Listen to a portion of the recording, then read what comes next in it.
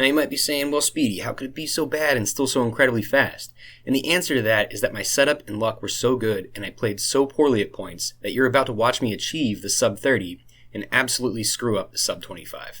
I totally had it within reach and I just didn't play it good enough. So this run has definitely taught me that sub 25 is totally possible and we're going to get there someday.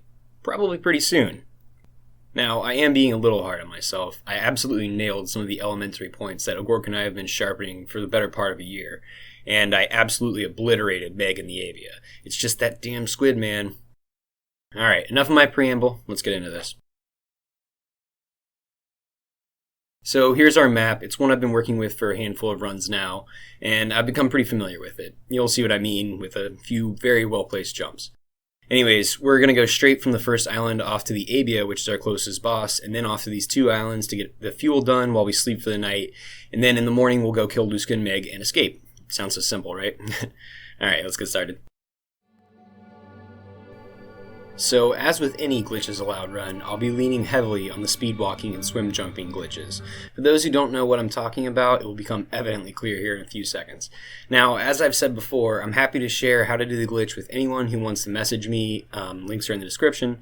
I just don't post it anywhere publicly so that devs don't patch it out our fun little glitch and, cement our times in place. It is a glitch. I'm not running any programs or altering the game in any way. Any PC player can do this glitch. It does not work on console though, so sorry guys, that's just platform differences.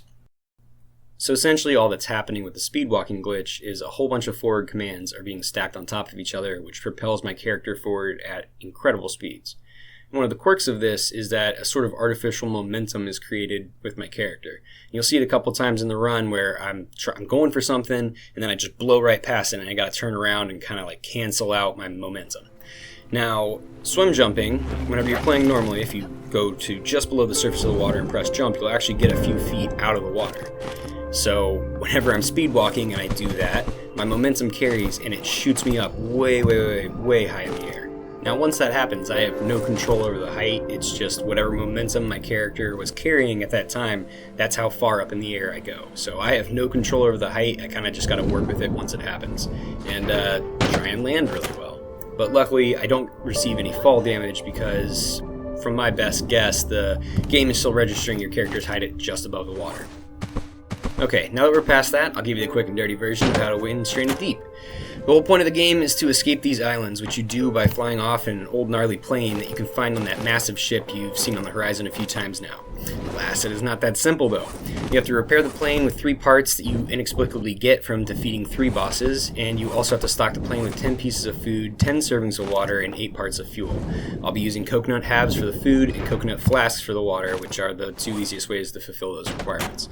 The real hard part is the fuel. You have to find 8 potatoes and distill those into fuel with a fuel still that you need 4 crafting levels and a variety of supplies to make. Once you have it all, you're off to the big ship to finish the game.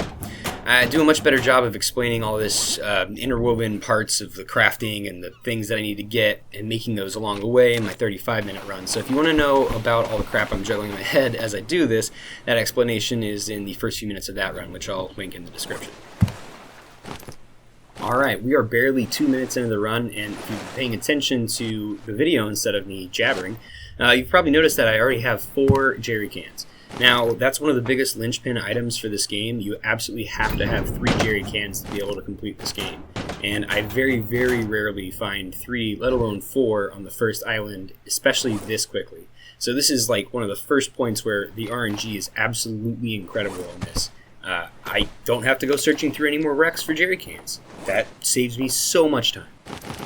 So, speaking of jerry cans, let's talk about RNG for a second. There are 2 subsets of RNG that go into these runs, the world RNG and the run RNG. When I find these worlds, which are, of course, randomly generated, I have no idea what bosses are where and where any of the wrecks, clay nodes, or potatoes are. So I have to go in and scour these islands to find out if there are even enough potatoes or wrecks, or if I need to get clay on one particular island or another. All of that is random. So if I find a good world and all of those things don't line up, not enough wrecks on the starter island, or not enough potatoes between all of the islands that I need to go to, or just spaced out, or poor island placement in general, I have to throw that world out. I found tons of great looking worlds, but only a few that have the perfect or even only acceptable RNG. Then, every time I start a new game, there are several things that depend entirely on RNG.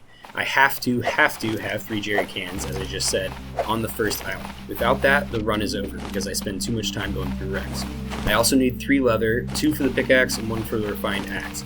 Without the pickaxe, I can't mine the clay for the fuel stills, and without the refined axe, I'm stuck with the crude axe, which not only does less damage to the bosses, it also chops things down significantly slower. So this means if I get 3 jerry cans but not 3 leather, the run is also scrapped. Now, less consequentially, the ocean reefs that decorate the bottom of the ocean around the islands, those are also different every time I start a new game, making clay nodes harder to find. And even coconut spawns have RNG, sometimes spawning 2 nuts per tree instead of 1. So sometimes I don't have enough coconuts on the starter island. As if that wasn't enough, if I get all the way to the fuel distillation, go to sleep for the night, and the RNG of sleeping wakes me up before sunrise, the run is over because I won't have enough light to kill the bosses. Even then, if all is going well and it's bright and early when I wake up, a random storm can come along during any boss fight and make it exponentially harder, also usually ending the run due to death or time loss. Storms can even come along right before you escape, so you have to wait them out for like 10 or 15 minutes, which of course ends the run. So I guess what I'm saying is you guys probably wouldn't believe how many speedrun attempts I've made.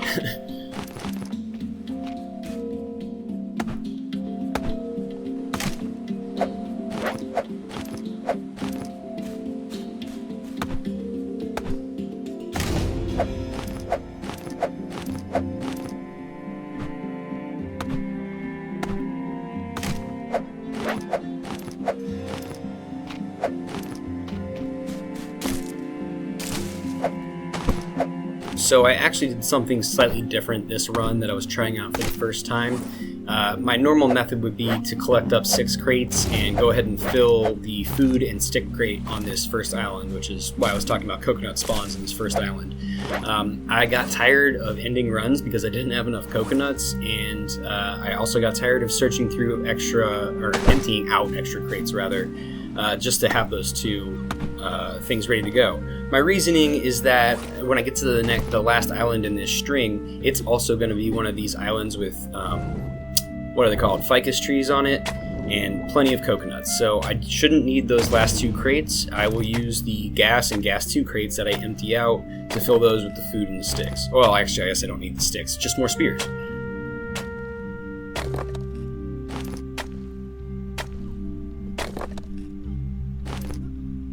That makes me feel good. Getting the clay by like 5 minutes, 6 minutes, whatever. I always forget that stuff. I don't know why.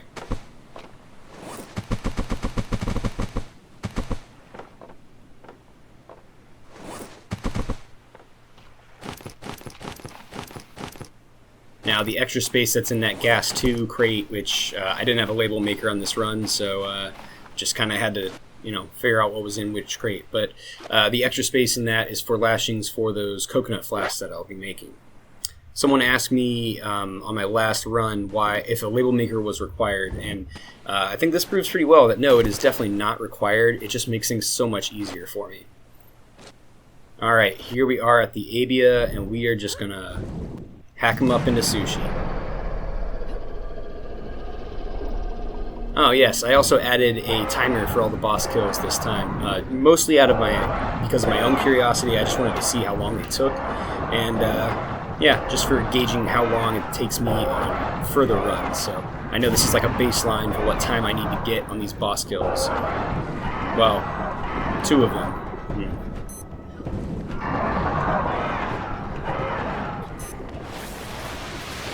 Man, he got some hooks.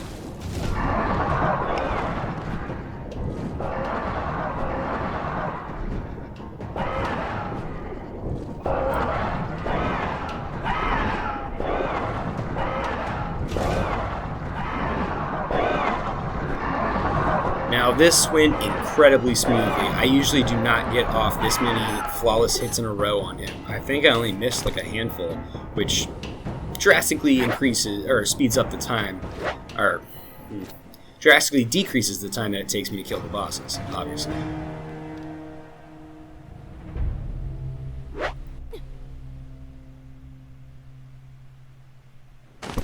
Yeah, so that was one of those really accurate jumps I was talking about. I know exactly where everything is on this island, including the boars, so I know exactly where to drop in. I actually dropped in right over a snake and just barely missed it. I very often in doing runs on this world would get poisoned by that one snake, so very, very satisfying not to hit him this time.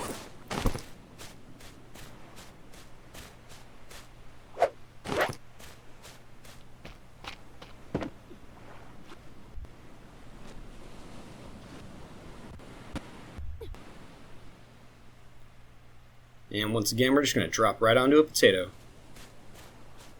Yeah. So fighting the Abia before going off to these two islands is something that I hadn't done before. I've tried it, but it never actually ended up working out for me where I was able to get this fuel distilled in time. Agoork has been doing this in his more recent runs where he kills one, or in his last one, even two bosses before going off to distill his fuel, so he only has one to do the next morning. However, I've been operating under a different kind of mentality, and that is that if you're not going to sleep by 30 seconds or a minute after that 15-minute mark, which is it's always a standard 15 minutes for the first day until nightfall. If you're not going to sleep within 30 seconds or a minute of that, then you're not really saving yourself time. You're just running around in the dark trying to do things that are made more difficult by being in the dark and sacrificing time from your run from the next day, essentially. So if I wasn't getting to sleep by, like I said, 30 seconds or a minute after 15 minutes, then the run is also over.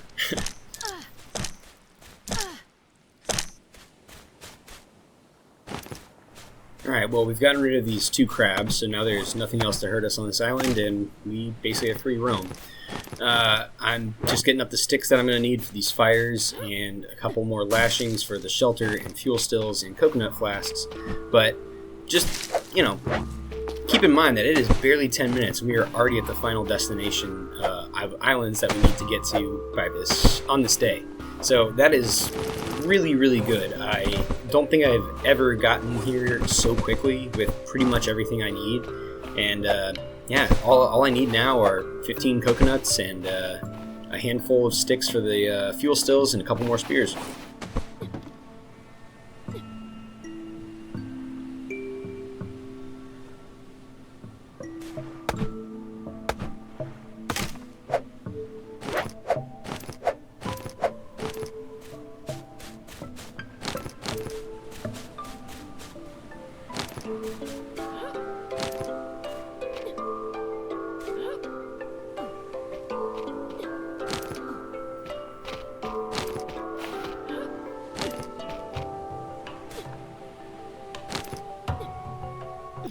Ah, yes.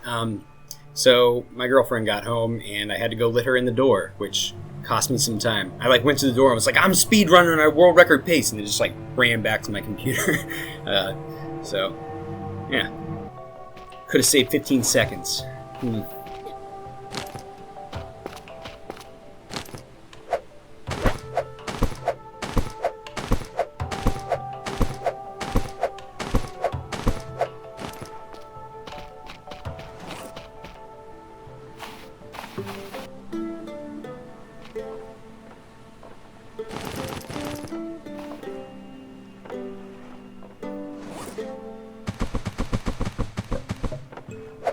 Alright, and that's all the water I'm going to need.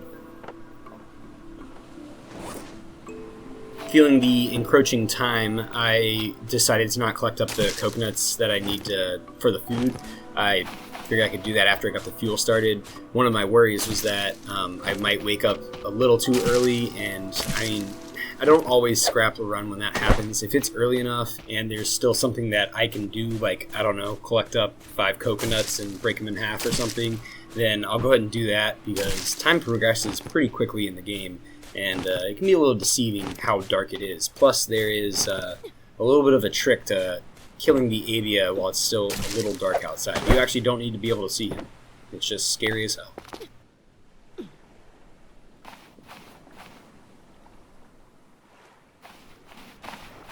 And I've just realized that I need to make some extra spears for the crafting level to make the fuel still. I didn't actually need to make that kindling, but I will need one to light the fire, so I went ahead and kept it.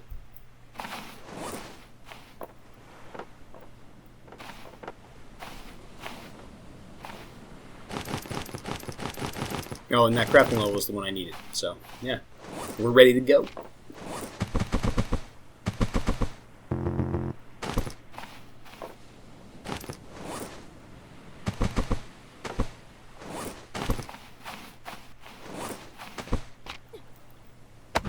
Just the sticks for the frame to fuel still, and building a shelter so we can sleep, and that's the last bit for this island. I couldn't have timed it better if I had tried. I mean, I was trying to, certainly, but, you know, a little bit out of my hands after a certain point, and the timing of this was just absolutely phenomenal. I love the fact that I got to sleep just a few seconds after 8 o'clock, which is the earliest that you can sleep.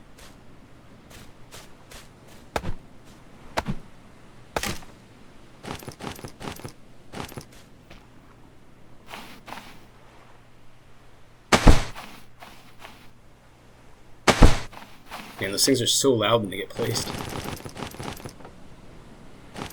I'm not complaining though. I mean, it's a pretty big point for me too. I'm like, yeah, place them, bam.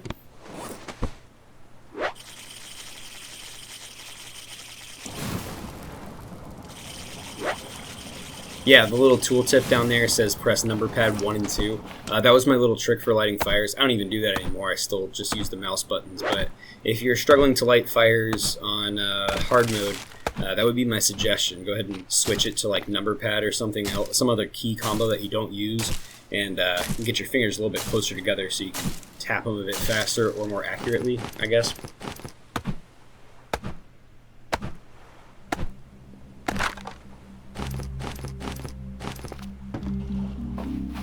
And now I am done with everything I can do except for these coconuts early enough that I decided to go ahead and get these up, and well, if it's just too dark in the morning, it's just too dark in the morning, and I guess I will scrap the run. Wouldn't that be so anticlimactic if I was like, yeah, sub 30-minute run, and then I just showed you guys like me stopping at 15 minutes and 30 seconds or something. Might lose a few subscribers for that. Alright, moment of truth.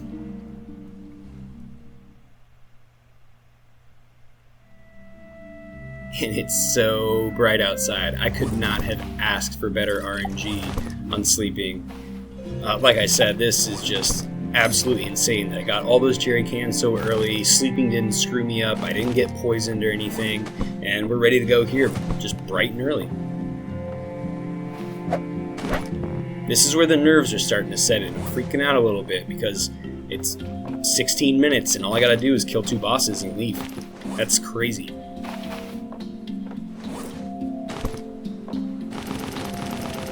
You're probably waiting for the point that I screwed up this 25-minute run. Don't worry, it's coming. It's quite a doozy.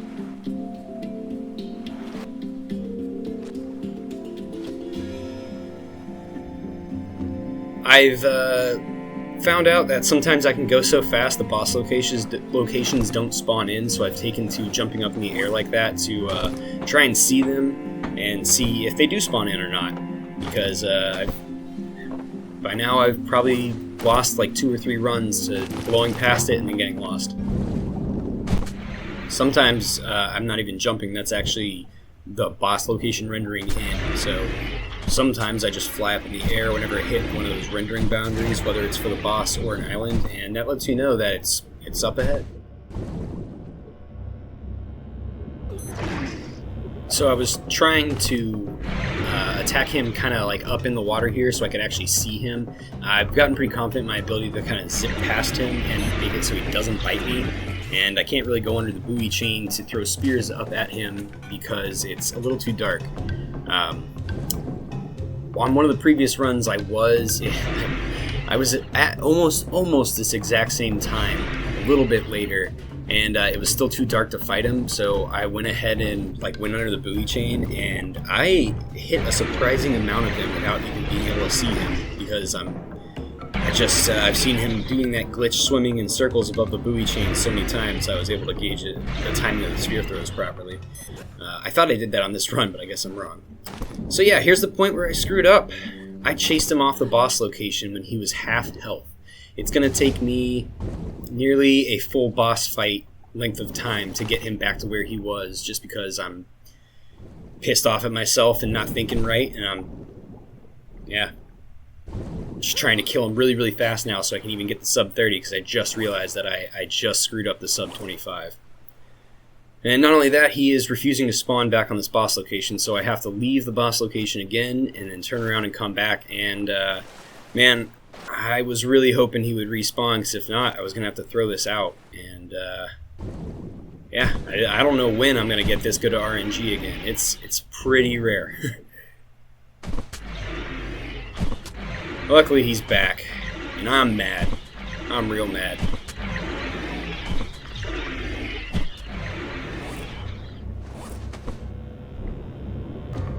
I'm also remembering that I need to duplicate this bandage. I only have one bandage. That was one of the things that I decided against, was making more bandages. Screw the crafting XP. I just didn't want to bother with trying to make more stuff, carrying more things in my head to juggle. And yeah, I can duplicate any of these bandages on anything like a pull-up bar or a raft or this boss location. So there's no reason I shouldn't do that. It's a bit tricky, but if you just press activate right as you're in the middle of the animation, it'll actually duplicate it, and it'll stay in your hand, but you'll still use the item and the effect will be applied. That also works for breath boosts. Actually, you know what? That used to work for breath boosts and the other coconut flask, but I don't know if it does anymore. They might have changed it, since it changes back into a regular coconut flask now after like 2 or 3 updates ago. And we're just now back to where he was whenever I chased him off the boss location. That was, yeah, a cool 3 minutes that I lost. Terrible.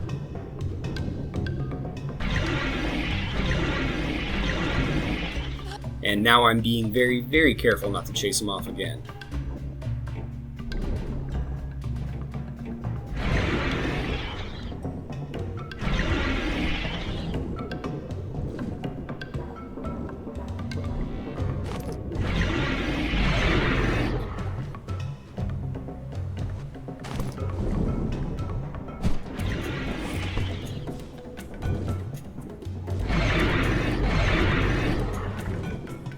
Holy crap, did you see that jujitsu we just pulled? Like, flipping around like that and then biting me? I didn't even realize that in the run. That was a tight turn. It would have been great if he had latched onto me in a way where I could still hit him right there, because that would have been pretty much the end of the fight.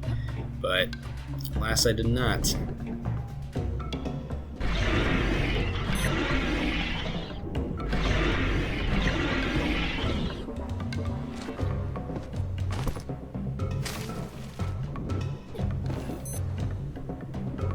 And I just duplicated the bandage again, so it's not limited to 1. You can do it as many times as you want to. And being quite irritated, I was like, alright, I'm killing this man. I cannot take any more time. You can also see the other, the Bluska that disappeared. His boss location is still on my screen. I think it stays there for the entire rest of the run, too. Alright, off to the Meg. And that should be the last boss. That is the last boss we need to kill before we escape.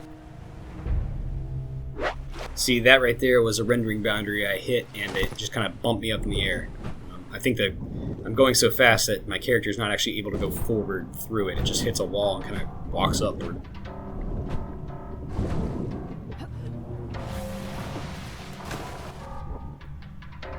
I'm super paranoid about Meg being chased off the boss location, so I probably could have done this one a little bit faster.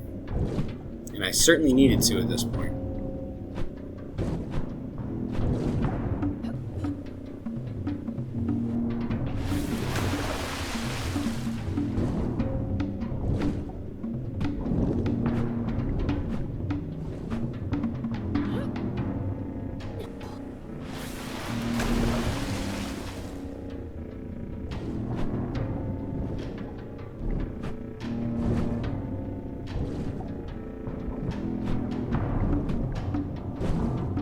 Alright, she's dead.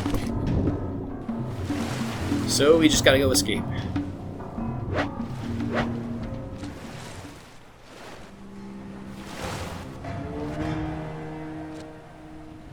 as with any speed run right now, I'm thinking, all right, so what did you forget?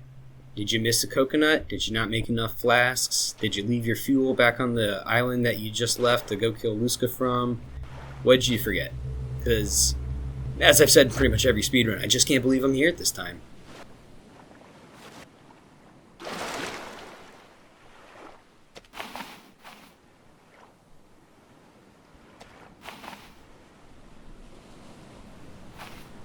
I'm not sure what happened to my animation sounds right there. They just stopped working.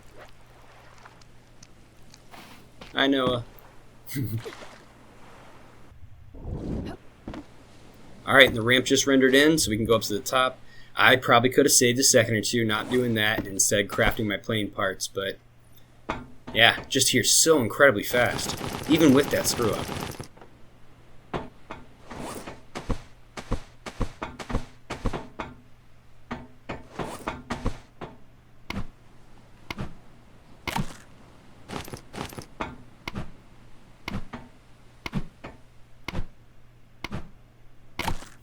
One of my plans for future runs is I'm hoping that maybe if I get really, really good RNG, I can actually just find 10 rations in the crates and not even have to bother with collecting up the coconuts. It's not that much, but, you know, every little bit, man. Every little bit.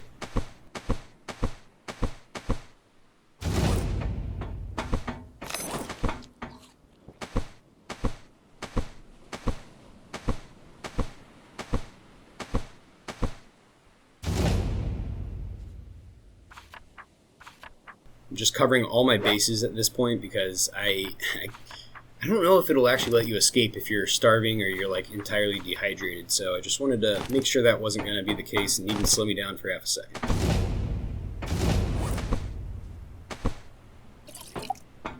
I'm going to drop my full jerry can.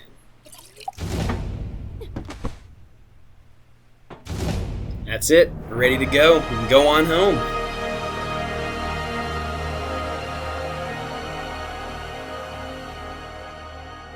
So I've clocked how long it takes for this whole ending sequence, the last like interactable things you can do in the game, how long that takes, and then how long it takes for the cutscene to actually get to that ending Stranded Deep sign.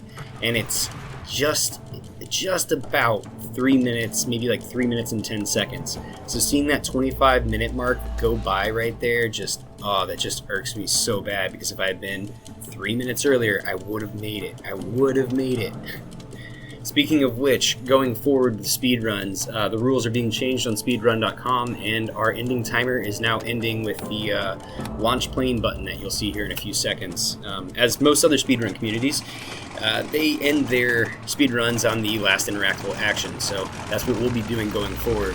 Agoork and I had agreed that we wouldn't start clocking our runs at that point until we both broke the 30-minute mark, and ironically, he got his sub 30 like within like 24 hours of me getting mine, or rather, I got mine right after he got his, about a day later.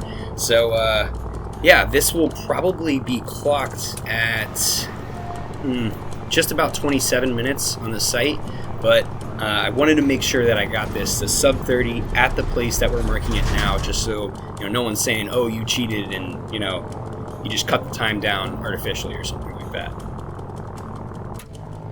So let's see, what would have our time been? 26 minutes and 40 seconds-ish. Yeah.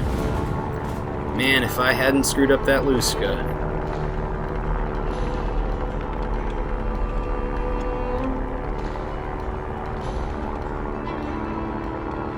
Yeah, no more islands for us.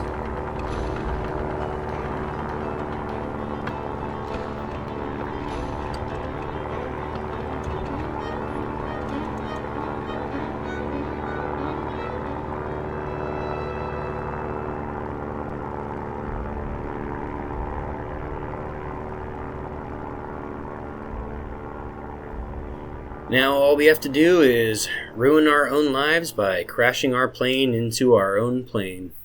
In that way that makes sense.